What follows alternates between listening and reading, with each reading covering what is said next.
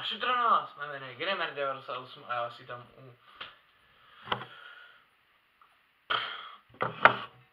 videa na konci školního roku. Já jsem akorát podal takovou zajímavou věc, kdy teda předpokládám, že převážná většina z vás má ještě mít celý týden učení a já se doma budu válet. Každopádně tohle já to vědám z toho budoucí vypovědět. Nějak takhle vypadá moje vysvědčení. Vy to asi nevidíte. To je jedno. Za první ještě nemůžu editovat video, takže máte to blbý. Jo, máte pech. Teda já mám pech, vy máte pech, všichni mají pech. No. Každopádně. Prospěl jsem. To je důležitý, takže nemám tady ani jednu bůru, mám tady 9 čtyřek. To je příšerný. 1, 2, 2 trojky. 1, 2, 3, 4 dvojky.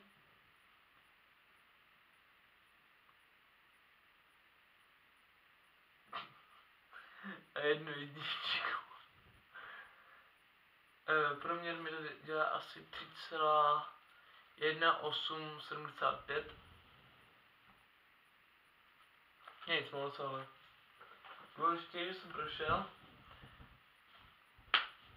Pokud chcete vidět, jak vypadal můj den, tak pusťte náš vedlejší kanál GCS Vlogs. Já tady mám sklenici od Kofoly. Je od Kofoly, ale nic lepšího nemám. Jsem ho takhle. Mám tady strašný bordel.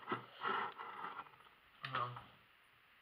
A mám tady Syntax Cactus. Je fakt dobrý. Tam jsou už 2 plechovky. Ještě tady mám jednu plnou a další plnou. Tuhle co mám tady, že jo? A takhle jsem tam drknul něčím do dalšího něčeho. Rozdělám. Není to recenze, je to takový skvělý závěr školního roku. Čeho, já to už tu zácnou tekutinu.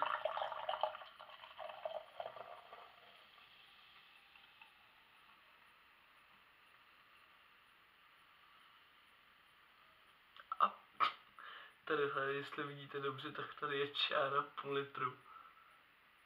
No to fakt přesně. Němka. Teďka připijím sobě i vám na zdraví a ať všichni uděláte tam na ten náročník.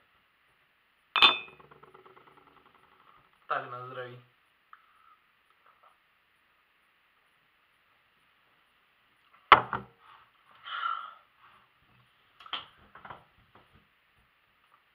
Je to bomba. A vy se ještě budete špadat. A já celý příští týden budu stát hezky v 9, v 10, v 11. A vy 6 vstávat do školy. Tak. Ok, já to dám pryč. Tohle je fakt strašný. Mám blbej. Jo, mám dvojnásobný pech. To je tak neskutečný pech, až to snad, nevím, není to snad ani pravda.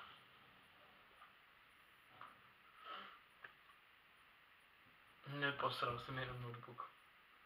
Posrala se mi i televize. Vy o tom víte, jenom že ta televize nejde spravit. Super. A protože už ta televize je stará dost, nestavuje se není celá ruka. Od pojišťovny, protože se mi zostalo během bouřky, bychom tady něco měli dostat kvůli tomu, že jak máme pojištění na barák, tak jakoby to spadá v podstatě do baráku, že jo. Poškození baráku při živelný pohradání. No já nevím jak to se jmenuje. Za mnou vidíte příšerný bordel, mám tam jeden oblek, druhý oblek. Koukám, že i třetí oblek. A ještě do kuchyně. Tam mám oblečení. Mám tady šerný bordel. Jak nevěděl jsem, že Kofla dělá enerčáky. To je Kofla. Love Energy. Fakt super. No. Ještě jednou se fakt omlouvám, že ty videa ještě nejsou editovaný a ode mě na hlavním kanále je v podstatě teďka úplný minimum videí, ale chtěl bych poděkovat teďka fajn kamarádovi, co hraje pod přezdívkou Adam159 Czech, jako co za echo, že mi dal tohle. Jsou to 4 GB RAM. On stejně už nepotřebuje, on má ze svého starého notebooku, nový má už 8 GB, takže why not, jo. Jinak tenhle ten borec bude sám teďka na kanále, to je ten, který se, to je ten borec, se kterým jsem se seznámil přes rozinku, když jsme byli v Liberci, asi tak. No, ale je to fakt bomba, protože vemte si, že minimum giga RAM teďka vlastně na ty nové hry je asi 6 giga, v podstatě na ty novější tituly vlastně ano, nižší ramky ani nestačí, že jo. Takže super. Takže teďka jsem to, že tam mám 4 a dostanu tam jako, nebo mám, ale dám si tam další 4 giga, takže to znamená, že v podstatě mi všechny hry pojedou plynule, protože vlastně Minimal Request v podstatě pro Call of Duty Ghosts 6 giga a Optimal Request je 8 giga. Řekl jsem to první 6, že jo. První je 6 a druhý je 8, takže by mi to mělo Ghosty rozjet celkem dobře. Vlastně mám i5 rozšířený 4 jádrový procesor, 2,5 GHz frekvence a 2 GB grafiku Nvidia GeForce GT 630M. Nebo 650? 650 nebo 630, no nevím teďka. Vím, že 2 GB. Protože jsem koukal na specifikaci kompletního notebooku. Teďka nedávno. Abych věděl, že do toho můžu nadspat další 4 GB RAM, že jo, jestli bych to nepřetížil třeba.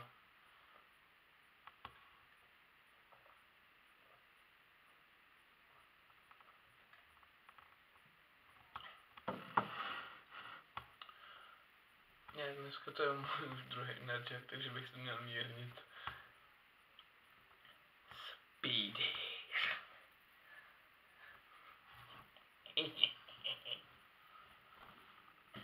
Jinak, já bych ty videa editoval. Jenomže problém je v tom, že ten počítač, na kterém bych to editoval, převážná většina programů už teďka přestal podporovat XPčka. Takže ten počítač, na kterém bych to editoval, tak má teďka XPčka v sobě a nerozjede ten program žádnej. Protože jak víte, tak od 8. dubna Windows se přestali podporovat XPčka komplet. Teda Windowsy.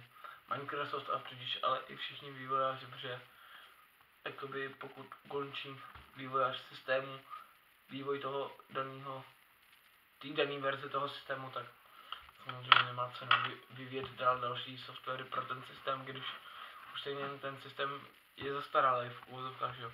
To teďka byl v podstatě nejlepším uživatelským Windowsem, ale teďka to budou asi 7. Jinak, moje sestra, to jsem možná říkal, mi skurvila kameru. Nedá se přidělat tady na to, protože ta kamera sama o sobě to má plastový. Ten vodotěsný obal to má kovový, takže ten tam normálně takhle zašroubuju, že jo. A drží, pokud je zavřený. Takže jí fakt hrozně děkuju a účtuju jí 5 kg, i když ta kamera stála asi 2,3, ale protože jedna z hlavních součástí toho je pro mě teda aspoň ten držák na stativ, a pokud mi to sklivila, tak mi v podstatě rozbila, když tak vezmu minimálně tak jako čtvrtkový užití kamery. Takže buď to můžu mít v tom rotěsném obalu, nebo to tam můžu mít přidělaný gumičkou. Jakože nasadím jen takhle na to, převlíknu to takhle gumičkou. To vlastně je ta kamera, že jo, a drží to. Naštěstí nastavce jsou šikovný, co jsem k tomu měl. A teďka mi to drží na takový tý samoakci, jak se dá nalepit na sklo. Protože tam má ten stativ to tady nemá tak dlouhý, že jo. Takže mi skurilo jenom kus toho, protože to bylo daný na tom stativu. Ale tady to drží vlastně jakoby na asi čtvrtku toho závětu, co je v celku ještě. Takže ta přísavka mi to jakoby drží, protože vlastně takhle ta přísavka, potom je nějaká pičovina na to přidělaná, potom tam je takový ten závět, že jo, který to našroubujete. Takže to asi neviděli, jak se to ukazoval, stejně mají pantomy, mají fakt úžasný. Jinak tady mám pěkný bordel, já vím, příšerný všude. No, teďka to v poslední době totiž vypadá tak, že když tady nemám notebook ani televizi, tak to je tak, že vlastně přijdu domů, hodím sem všechno, odejdu odsaď, přijdu večer, spím se, ráno vstanu, rozházím to tady, přehledám věci, vezmu si tašku, odejdu, přijdu domů, hodím sem všechno a takhle to jde furt dokola. No, já nevím, já to tady píču o všech možných sračkách, jiných sračkách, no. A já bych to viděl, že to ukončíme, takže děkuji vám, že jste sledovali tohle video. Samozřejmě budu hrozně rád, když našim videím, no konkrétně tomuhle třeba dáte like. Případně hrozně rád. Byl bych radši, kdybyste ne like, ale třeba kdybyste tohle video sdíleli na Facebooku, nebo třeba náš celý kanál. Pokud na tohle video je vlastně první, co vidíte od nás, tak samozřejmě čekněte náš kanál, podívejte se, co všechno tam máme za různý videa. Tenhle kanál není tak starý, takže počítejte s tím, že tady těch videí je méně. Potom samozřejmě mám starý kanál, kde mám přes, chtěl mám asi 245 videí, teďka už na ně nenatáčím, tohle, to je teďka nový kanál. Takže samozřejmě berte trochu to s rezervou, že jo. Samozřejmě, když se vám naše videa, když se podívat na další, budou líbit, budeme hrozně rádi, když nám dáte odběr. Samozřejmě nenatáčím tady sám, že jo, natáčí tady i spousta dalších lidí. Tak jo, a jinak. Držím vám palce, ať vám samozřejmě dopadnou vysvědčení, pokud doufáte a máte nějaký známky mezi, tak samozřejmě vám držím palce, ať dostanete to lepší. Pokud vám hrozí, že propadnete, tak vám držím palce dvojnásob, ať vám dám učitelka 4 z toho daného předmětu. Tak jo, takže vypadá to, že já mám leháro, vy ne. Ne, nebudu vás provokovat, já mám stejně zítra šťastnický závody.